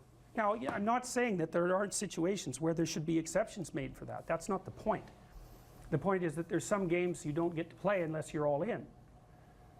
And the other thing that's so interesting about being alive is that you're all in. No matter what you do, you're all in. This is going to kill you. So I think you might as well play the most magnificent game you can while you're waiting. Because do you have anything better to do? Really? Why not pick the best thing possible that you could do? Why not do that? Maybe you could justify your wretched existence to yourself that way. I think you could. That's what it looks like. You know, people find such meaning in the responsibilities they adopt, it stops making them ask questions about what life is for. If you have a newborn child, for example, like, unless you're really in a bad way, psychotically depressed, or maybe your personality really needs some retooling, you stop thinking about anything but ensuring that that baby is doing well. And if someone comes along and asks you an existential question about your commitment to that, the right response is, why are you asking me such stupid questions when this is manifesting itself right in front of your eyes? Like, how blind can you be? That isn't a time for questions about the meaning of life. The answer is right in front of you. And if you can't see it, it's not because life has no meaning, it's because you're blind. I mean, that's what the image of the Virgin Mother and the child is all about. It's like, what's the answer to the meaning of life? Here's an answer. It's like, well, I'm going to criticize that. Well, go right ahead. You know, it's like what you're like a what do you call that? A termite gnawing on a temple. There's no utility in that sort of criticism. It's blindness. And it's the same thing with regards to the path of the hero. It's like it glistens in front of you and you can criticize it. It's like, fine, put the cart before the horse and see how far you get. So I thought, to bring full closure to the class, I was trying to solve this terrible puzzle that confronted me and many other people about how it was that human beings got themselves in such a tangle about what they believed. Such a tangle that we were pointing the ultimate weapons of destruction at one another, which, by the way, we are still doing. And I thought, okay, well, I understand that. We need our belief systems. They orient us. And that means there will be conflict between belief systems, and that can be a catastrophe. And that's being played out everywhere, again, in very many ways. What's the solution to that? Well, one possibility is there's no solution. It's just mayhem all the way around. Could be the case. But it seemed to me, as I delved into it, that the proper solution to that was to live properly as an individual, because you're more powerful than you think. Way more powerful than you think. I mean, God only knows what you are in the final analysis. You're blind to your own weaknesses, but you're also blind to your own strengths. And so then I think, well, if you got your act together, it'd be better for you, and instantly it would be better for your family, assuming they wanted you to get your act together, and not everyone does, and then it would be better for the community. It's like, how far could you take that? If you stopped wasting time, and if you stopped lying, and if you oriented yourself to the highest possible good that you could conceive of, and you committed to that, how much good could you do? Well, I would say, why don't you find out? So that's what I think you should do. You should find out. You don't have anything better to do. And there's nothing in it, as far as I've been able to tell, there's nothing in it but good. So maybe you could sort yourself out so that you wanted nothing but the good. And then maybe you could help make that manifest in the world. And maybe we wouldn't have all these terrible problems then. At least we'd have fewer of them, and that would be a start. So it's the answer to the problem of humanity is the integrity of the individual. That's the answer. So, and states that are predicated on that realization are healthy. So, and states that aren't are doomed to stagnation and catastrophic collapse. And personalities that are predicated on self-tyranny and the tyranny of others are doomed to collapse.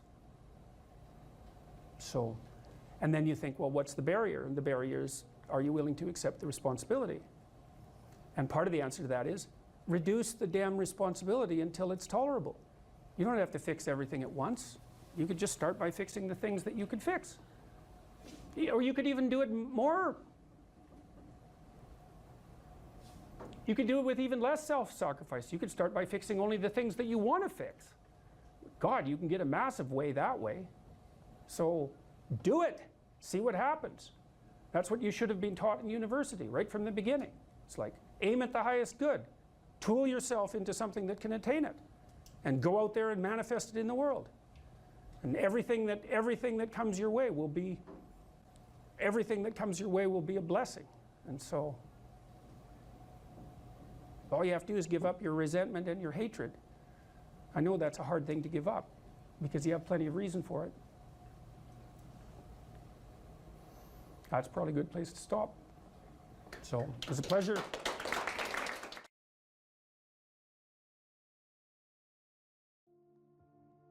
We've met some of your fans, and we got the impression they were all male fans, the ones that we talked to, and that they were struggling with their manhood, and that you give them this message that it's okay to be a man.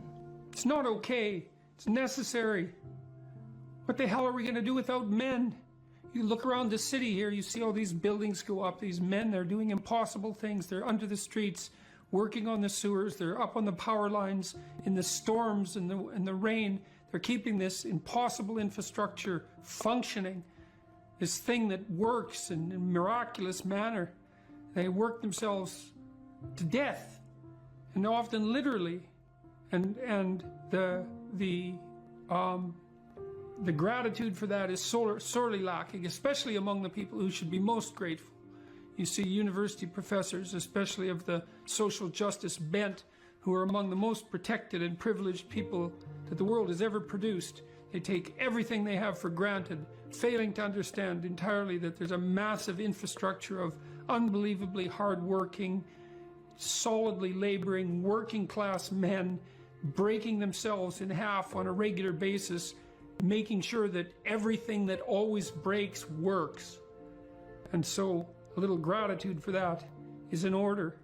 And it's very useful to tell everyone, not just men, that they have an important role to play, a necessary role, and that if they act properly and honestly and forthrightly, that they can put their lives together and they can help their families and they can make their communities better, and that's not toxic masculinity, that appalling phrase.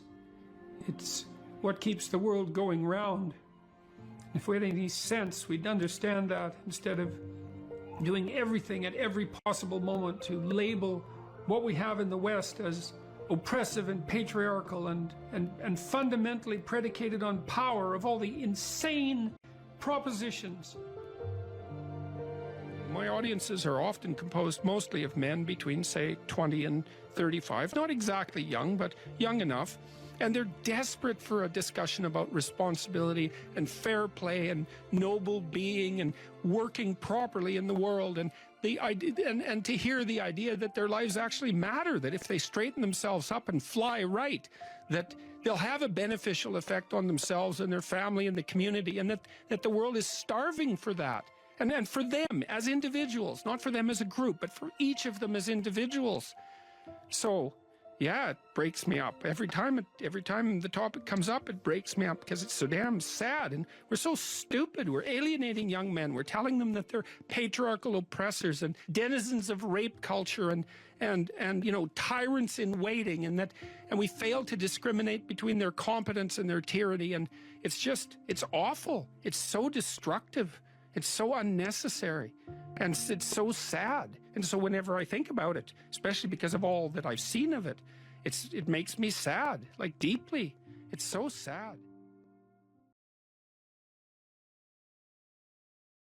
One of the things that I think this heightens the meaning in your life, is to try to do difficult things, right? Aim high. Don't aim so damn high you can't manage it, and make sure you break down your aims into reasonably attainable sub-goals. But you want to aim high, and then you want to see how hyper efficient you can get. That's a great thing to do in your early 20s, is to see, okay, like, discipline yourself. You think, okay, how much work can I do if I load myself right to the maximum? How far can I work? How hard can I work until I exhaust myself? And then you back off, obviously, because the optimal amount of working, productive engagement, let's say, is that which is sustainable across decades. So you have to learn that, but you don't learn that without stretching yourself to your limits to begin with. And, you know, if your life isn't everything it could be, and if you're suffering from an excess of meaninglessness, well, it means you're not oriented in the world of chaos and order properly. It's like you could learn to discipline yourself. Figure out what it is that you need to do and that you want to do, and then see how efficient you can get. Because one of the things that's quite fun is to figure out, if you have a task, I always tell my graduate students this if they're doing an experiment too. If you have a task that you have to do, it's really interesting to spend a few minutes, sometimes hours, depending on how long the task is. See if you can figure out how to do it from 5 to 10 times faster. It means you'll have to rearrange the way you think about it, but you can often do it. And that's how extremely productive people get so hyper efficient.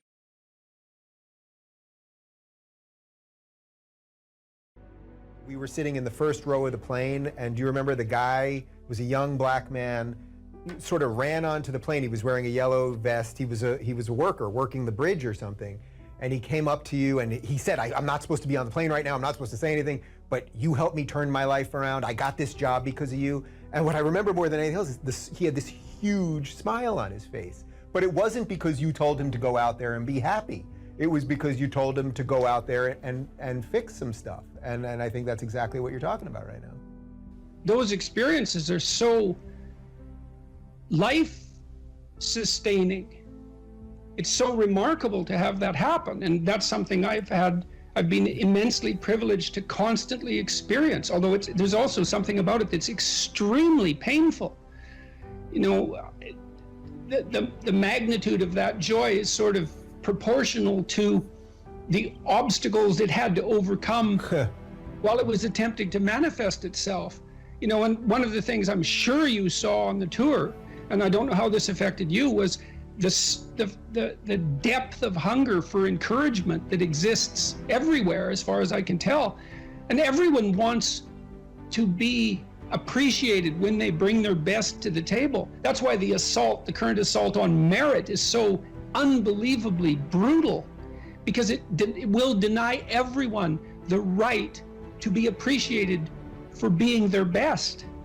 And well, you might ask, well, when does the best become your enemy? And that's easy. It's when you flee from it.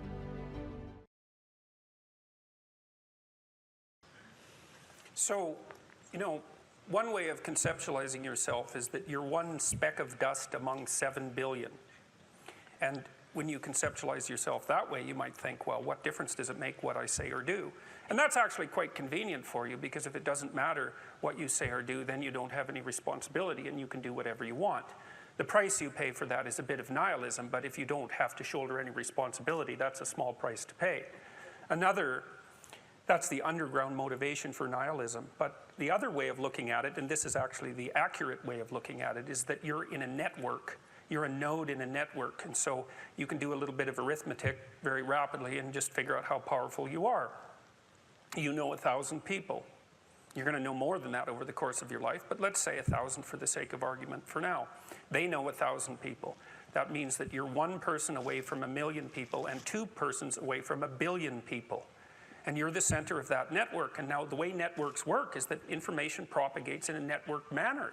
So don't underestimate the power of your speech. Now, you know, Western culture is phallogocentric. Let's say it. Okay, so we'll say, yeah, that's just fine. That's exactly what it is. It's predicated on the idea of the logos, that the logos is the sacred element of Western culture. And what does that mean? It means that your capacity for speech is divine. It's the thing that generates order from chaos and then sometimes turns pathological order into chaos when it has to. Don't underestimate the power of truth. There's nothing more powerful. Now, in order to speak what you might regard as the truth, you have to let go of the outcome. You have to think, all right, I'm going to say what I think, stupid as I am, biased as I am, ignorant as I am. I'm going to state what I think as clearly as I can, and I'm going to live with the consequences no matter what they are. Now, the reason you think that, that's an element of faith. The idea is that nothing brings a better world into being than the stated truth. Now, you might have to pay a price for that, but that's fine. You're going to pay a price for every bloody thing you do and everything you don't do. You don't get to choose to not pay a price. You get to choose which poison you're going to take. That's it.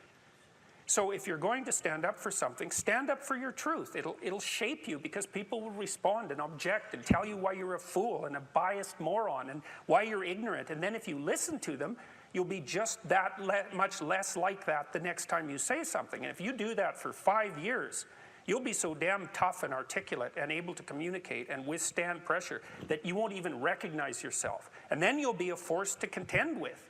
And you don't get to wait until, because I get letters like Sad gets all the time too, from faculty members in particular, and they say, well, you know, when I get tenure, it's like, then they think, well, when I'm an associate professor, and then they think, well, when I'm a full professor. It's like, if you're a professor already, you're like the most protected person in the history of the planet, you know, and you need, well, okay, but one of the things that indicates is that it's almost impossible to provide people with enough protection so that they feel safe to speak. Okay, so we'll address that directly. It is not safe to speak, and it never will be. But the thing you got to keep in mind is that it's even less safe not to speak, right? It's a balance of risks. It's like you want to pay the price for being who you are and stating your mode of being in the world, or do you want to pay the price for being a bloody serf, one that's enslaved him or herself? Well, that's a major price, man. That thing unfolds over decades, and you'll just be a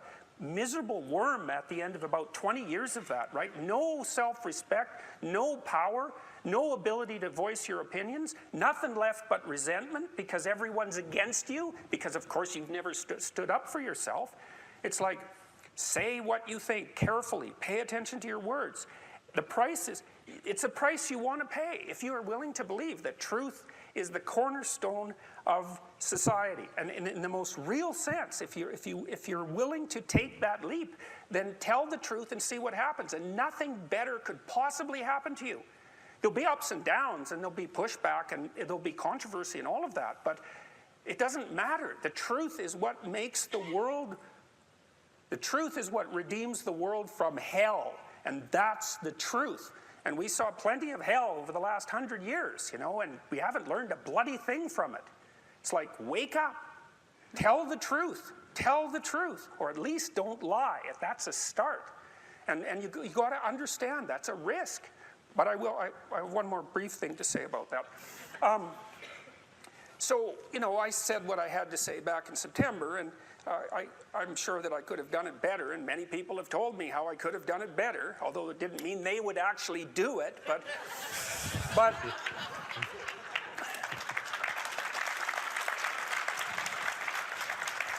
and you know, my job was at risk, serious risk, for about 2 months, and it destabilized my family, who've been very brave about this, so like, thumbs up to them, man.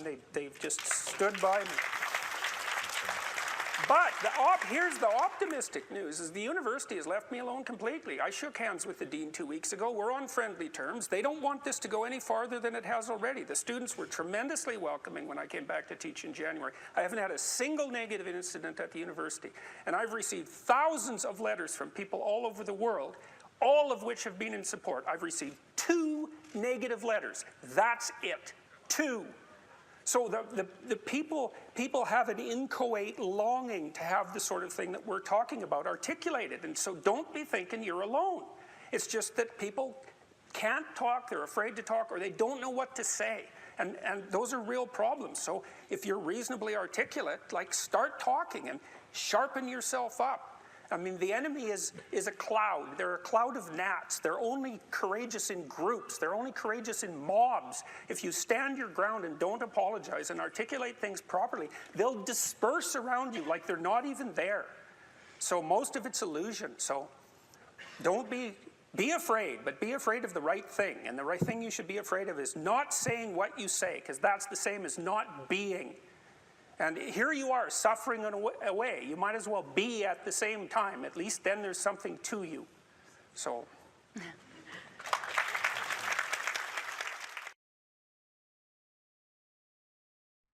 It's known from multiple dimensions simultaneously that the system that produces happiness, let's say in the founder's sense, produces that emotion in relationship to the observation of movement towards a valued goal. And so you can derive some conclusions from that. The first is that without a goal, there's no happiness, by definition, because happiness marks movement towards a valued goal. The next is, well, the higher the goal, the more value there is in the observation of movement towards it. And so out of that, you might ask, well, then what's the highest goal? Because why don't we go for that? Well, then you could say, well, you should do your best for the best. You might say, well, that's just to make me hedonically happy. It's like, well, wait a second, you know, cocaine will work for that, because it actually even activates this system. But what about tomorrow and next week and next month? And so the problem with hedonism as a goal is, first of all, it vanishes when you're suffering. But even failing that, if you're serving yourself hedonically in the narrow sense, it's just about me and my pleasure. It's like, okay, which you? Today's you, tomorrow's you, next week's you, next month's you. What about next year, 5 years from now, 10 years from now? You're going to lead a hedonic and dissolute life, and what are you going to be, a burnt-out shell and a wreck, a dismal wreck in 10 years? Because that's what will happen. And so if you don't construe yourself as a community stretched out across time, then you're not even serving yourself. And if you do construe yourself as a community stretched across time, then serving other people and serving yourself turn out to be exactly the same thing. I just did a course on the Sermon on the Mount, and Christ, in one of the sections of that sermon, he says to people that you shouldn't lose your saltiness, you shouldn't lose your savor, and you're the salt of the earth, and without that salt, everything loses its flavor. And salt is a preservative, and it's a spice, and that's often conceptualized, that phrase, as referring to the salt of the earth, you know, the solid, reliable types who bear all burdens. But that is not what it means. I looked at a lot of different translations. I talked to a lot of people about that verse, and really what it means is, well, there should be some spiciness and unpredictability and humor about you. And there should be some play in the system, right? Because that's what stops you from just being the narrow, dead, past letter of the law with no spirit. There should be some snake inside the tree, right? There should be some fire inside the bush. Those are all ways of construing that are symbolically equivalent. There should be some dynamism in you, and a fair bit of that's associated with, well, enthusiasm. That's fun, but enthusiasm means to be imbued with the Spirit of God. That's why people like comedians so much too, because that's what they do. And so you have to leaven the duty with humor, and your book does a lovely job of that too, because your book, which is a very conservative book in the best possible way, and is a call to duty and responsibility, but you constantly return to themes of both stoicism and humor, which are tied together in some sense, you know. I was just in Newfoundland for the last week doing a documentary there, and Newfoundland's a rough rock, and it's beautiful and harsh, and the people there are tough and resilient, man, because they had to be. And Newfies have a great sense of humor, and they're always making fun, and that's a necessary leaven, right? That ability to deal with serious matters in a light with a light touch, and it's something I'm trying to learn to do more and more, even in the most serious of conversations, you know, because if you're a master, you've got both. You've got that light touch and that sense of humor. You really see that in military people who've been through rough situations. When you see someone in the depths of genuine suffering, hopefully what you're trying to do is to throw a lifeline, and one possible lifeline is compassion. And that's probably the right lifeline to throw an infant, you know, who's suffering, that sort of overwhelming compassion. But for someone who is an adult or making progress towards being an adult, the lifeline that might be thrown is, there's something within you that would let you be more than you are, and much more, and maybe enough more so that you could actually deal with this suffering so it didn't turn into hell and take everything along with it. And there isn't anything more optimistic than that. You say something here, which I think is I'm going to read something from your book here. It is true that character is to some extent innate. I would say what that does is that it provides each of us with a range of talents and a range of temptations. And so it's something like that. So it's the hand we're dealt, and there's certainly a genetic element to that. Our genetic makeup imbues in us certain proclivities. But it is as true that character is mostly a consequence of choices. Strangely enough, we all make them, and we should make them deliberately, with the knowledge that these choices are part of our responsibility toward a purpose other than our own selfish aims. That responsibility is to your family, friends, community, and country. That's something that conservatives put forward as a pathway to virtue, you know. And what's so interesting about that, as far as I'm concerned, as an antidote to atomistic liberalism, let's say, that hyper-privileges the individual, is that it's definitely been my observation as a clinical psychologist that in the depths of misery, the capability that you have to be of service to other people, your family, your friends, your community, your country, that's actually a saving grace under such circumstances. You know, and that people really find a deep and abiding meaning in that service. So it's not just finger wagging and the pointing towards duty. It's like, no, you don't understand that if you're in desperate straits, if your life is falling apart, if you're nihilistic and miserable, and maybe you have your bloody reasons, because maybe you do, that's still the case that if you step outside yourself and you try to make the lives of other people better, that's the best possible thing that you can do for yourself.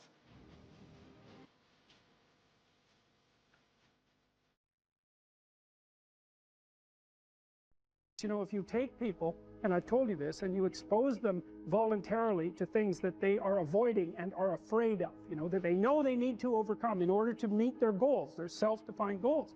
If you can teach people to stand up in the face of the things they're afraid of, they get stronger. And you don't know what the upper limits to that are, because you might ask yourself, like, if for 10 years, if you didn't avoid doing what you knew you needed to do, by your own definitions, right, within the value structure that you've created, to the degree that you've done that, what would you be like? Well, you know, there are remarkable people who come into the world from time to time, and there are people who do find out over decades-long periods what they could be like if they were who they were, if they spoke their being forward. And they get stronger and stronger and stronger, and we don't know the limits to that. We do not know the limits to that. And so you could say, well, in part, perhaps the reason that you're suffering unbearably can be left at your feet, because you're not everything you could be, and you know it. And of course, that's a terrible thing to admit, and it's a terrible thing to consider, but there's real promise in it, right? Because it means that perhaps there's another way that you could look at the world, and another way that you could act in the world. So what it would reflect back to you would be much better than what it reflects back to you now. And then the second part of that is, well, imagine that many people did that, because we've done a lot as human beings. We've done a lot of remarkable things. And I've told you already, I think before, that today, for example, about 250,000 people will be lifted out of abject poverty, and about 300,000 people attached to the electrical power grid. We're lifting people out of poverty collectively at a faster rate that's ever occurred in the history of humankind by a huge margin. And that's been going on unbelievably quickly since the year 2000. The UN had planned to have poverty between 2000 and 2015, and it was accomplished by 2013. So there's inequality developing in many places, and you hear lots of political agitation about that. But overall, the tide is lifting everyone up, and that's a great thing. We have no idea how fast we can multiply that if people got their act together and really aimed at it. Because, you know, my experience is with people that we're probably running at about 51% of our capacity. I mean, you can think about this yourselves. I often ask undergraduates how many hours a day you waste, or how many hours a week you waste. And the classic answer is something like 4 to 6 hours a day. You know, inefficient studying, watching things on YouTube that not only do you not want to watch, that you don't even care about, that make you feel horrible about watching after you're done. That's probably 4 hours right there. You know, you think, well, that's 25 hours a week, it's 100 hours a month, that's 2.5 full work weeks, it's half a year of work weeks per year. And if your time is worth $20 an hour, which is a radical underestimate, it's probably more like 50 if you think about it in terms of deferred wages. If you're wasting 20 hours a week, you're wasting $50,000 a year. And you are doing that right now. And it's because you're young, wasting $50,000 a year is a way bigger catastrophe than it would be for me to waste it, because I'm not going to last nearly as long. And so if your life isn't everything it could be, you could ask yourself, well, what would happen if you just stopped wasting the opportunities that are in front of you? You'd be, who knows how much more efficient? 10 times more efficient, 20 times more efficient. That's the Pareto distribution. You have no idea how efficient people get. It's off the charts. Well, and if we all got our act together collectively and stopped making things worse, because that's another thing people do all the time. Not only do they not do what they should to make things better, they actively attempt to make things worse because they're spiteful or resentful or arrogant or deceitful or homicidal or genocidal, or all of those things all bundled together in an absolutely pathological package.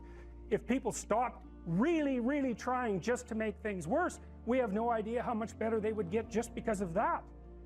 So there's this weird dynamic that's part of the existential system of ideas between human vulnerability, social judgment, both of which are major causes of suffering, and the failure of individuals to adopt the responsibility that they know they should adopt. And that's the thing that's interesting too, is that And like another thing I've often asked my undergraduate classes is, you know, there's this idea that people have a conscience. And you know what the conscience is. It's this feeling or voice you have in your head just before you do something that you know is stupid, telling you that probably you shouldn't do that stupid thing. You don't have to listen to it, strangely enough, but you go ahead and do it anyways, and then, of course, exactly what the conscience told you was going to happen inevitably happens, so that you feel even stupider about it than you would if it happened by accident, because you know, I knew this was going to happen, I got a warning it was going to happen, and I went and did it anyways. And the funny thing too is that conscience operates within people, and we really don't understand what the hell that is. So you might say, well, what would happen if you abided by your conscience for 5 years or for 10 years? What sort of position might you be in? What sort of family might you have? What sort of relationship might you be able to forge? And you can be bloody sure that a relationship that's forged on the basis of who you actually are is going to be a lot stronger and more welcome than one that's forged on the basis of who you aren't. Now, of course, that means that the person you're with has to deal with the full force of you in all your ability and your catastrophe, and that's a very, very difficult thing to negotiate. But if you do negotiate it, well, at least you have something, you have somewhere solid to stand, and you have somewhere to live, you have a real life, and it's a great basis upon which to bring children into the world, for example, because you can have an actual relationship with them instead of torturing them half to death, which is what happens in a tremendously large minority of cases. Well, it's more than that too, because, and this is what I'll close with, and this is why I wanted to introduce Solzhenitsyn's writings to you. You see, because it isn't merely that your fate depends on whether or not you get your act together and to what degree you decide that you're going to live out your own genuine being. It isn't only your fate, it's the fate of everyone that you're networked with. And so, you know, you think, well, there's 9 billion, 7 billion people in the world. We're going to peak at about 9 billion, by the way, and then it'll decline rapidly. But 7 billion people in the world, and who are you? You're just one little dust mote among that 7 billion. And so it really doesn't matter what you do or don't do, but that's simply not the case. It's the wrong model, because you're at the center of a network. You're a node in a network. Of course, that's even more true now that we have social media. You'll know 1,000 people, at least, over the course of your life. And they'll know 1,000 people each, and that puts you one person away from 1 million, and 2 persons away from 1 billion. And so that's how you're connected. And the things you do, they're like dropping a stone in a pond. The ripples move outward, and they affect things in ways that you can't fully comprehend. And it means that the things that you do and that you don't do are far more important than you think. And so if you act that way, of course, the terror of realizing that is that it actually starts to matter what you do. And you might say, well, that's better than living a meaningless existence. It's better for it to matter. But I mean, if you really asked yourself, would you be so sure if you had the choice? I can live with no responsibility whatsoever. The price I pay is that nothing matters. Or I can reverse it and everything matters. But I have to take the responsibility that's associated with that. It's not so obvious to me that people would take the meaningful path. Now, when you say, well, nihilists suffer dreadfully because there's no meaning in their life, and they still suffer, yeah, but the advantage is they have no responsibility. So that's the payoff, and I actually think that's the motivation. Say, well, I can't help being nihilistic. All my belief systems have collapsed. It's like, yeah, maybe. Maybe you've just allowed them to collapse because it's a hell of a lot easier than acting them out. And the price you pay is some meaningless suffering, but you can always whine about that and people will feel sorry for you, and you have the option of taking the pathway of the martyr, so that's a pretty good deal, all things considered, especially when the alternative is to bear your burden properly and to live forthrightly in the world. Well, what Solzhenitsyn figured out, and so many people in the 20th century, it's not just him, even though he's the best example, is that if you live a pathological life, you pathologize your society. And if enough people do that, then it's hell. Really, really. And you can read the Gulag Archipelago if you have the fortitude to do that, and you'll see exactly what hell is like. And then you can decide if that's a place you'd like to visit, or even more importantly, if it's a place you'd like to visit and take all your family and friends, because that's what happened in the 20th century.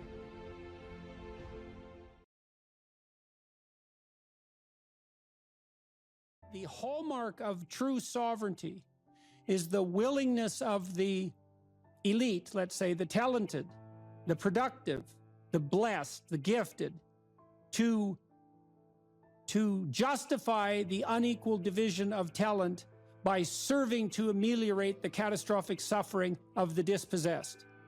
Now, Nietzsche warned about that, right? He thought that Christianity would devolve in some sense into the woke nightmare that it has devolved into. But I think he failed to give the devil his entire due. And the notion that the highest is the highest because it voluntarily serves the lowest, that's a deadly idea. And I don't think it's an ideological idea at all. I think it's an idea that removes the paradox of human existence. And so there's that, but then there's another insistence in both Judaism and Christianity, and I'm not saying it's limited to those doctrines, by the way, that the way to deal with suffering is not to avoid it or to circumvent it with a shallow hedonism, but to face it intensely, head on, and voluntarily in its full manifestation.